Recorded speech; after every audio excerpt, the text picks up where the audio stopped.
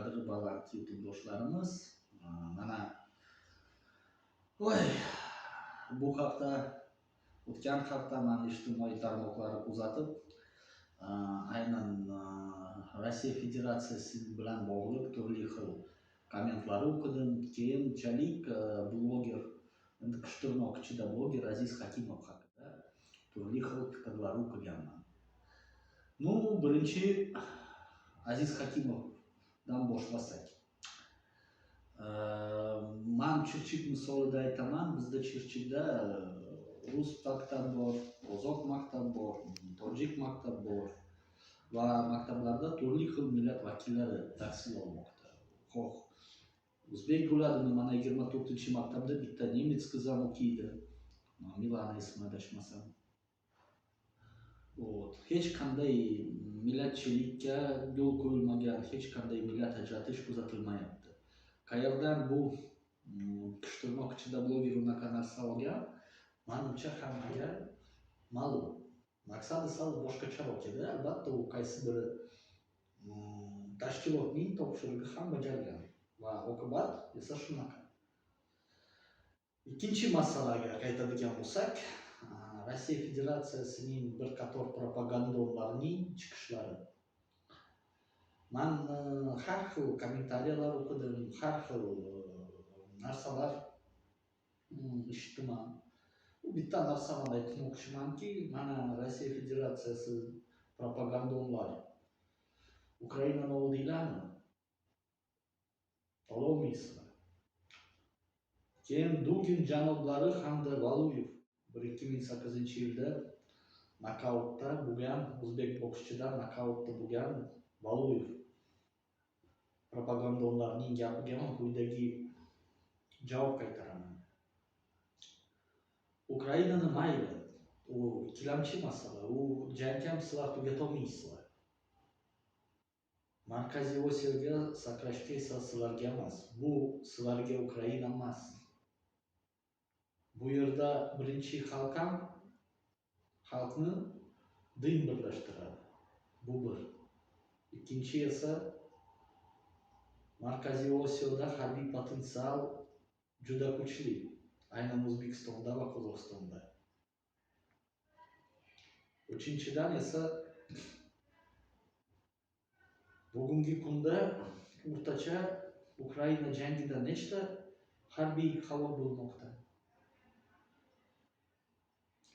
Ilojsizlikdan hindlarni olib kelyapsizlar. Vaholanki hindlar ham kiydirib ketishyapti sizlar. Rossiya Federatsiya ichida xalq Putindan norozi.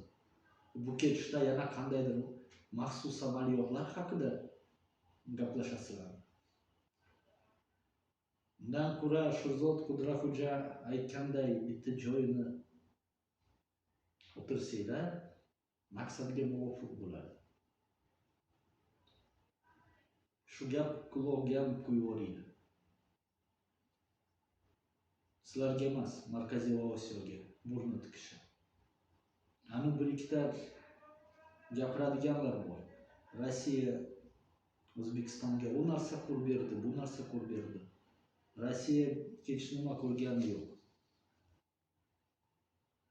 Shuncha agar eslatadigan bo'lsa, kimdir 1997-yilda qancha O'zbekistondan, Qozog'istondan o'sha paytida Turkmaniston bo'lgan. Qancha tonna oziq-ovqat yuborilgan Rossiyaga. Ikkinchi jahon urush paytidachi qanchasi bu yerda boshpana topgan. Qanchasi bu yerda voyaga yetgan. Qolaversa Leningrad kabi shahar, Moskva kabi shahar. Mana bu Osiyodan kelgan oziq-ovqat deb g'alaba qozongan. Qurilish masalasiga qaytadigan bo'lsak, shunaqa gap deyman sizlarga. Balki sizlar injener kelgandir, lekin o'zbek, tojiklar, qozoqlar mana bu kanallar qilgan. Mana bu gidroelektrostansiya va boshqa korxonalar qurib bergan. Hanuzgacha ishlatyapti ular, o'sha o'zbek, tojik, qozoqlar. Так что ayrim propagandonlar bitta narsa gapirishdan oldin bir ummatni o'ylaydi. Hech bo'lmasa tarixga nazar soladi. Chaynashga narsa topilmasa, borib magazindan chupa-chup solsanglar, chaynaysizlar maza qilib. Aslida Ukrainadagi zaiflikdan so'ng o'zini sharmandachilik bekitish uchun sizlar bunday balandparvoz bir senga qimmat gaplar gapirasizlar. Sizlarga emas bunaqa narsa gapirish.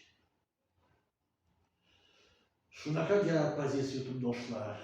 Albatta like bosishni unutmanglar. Kommentlaringizni kutaman.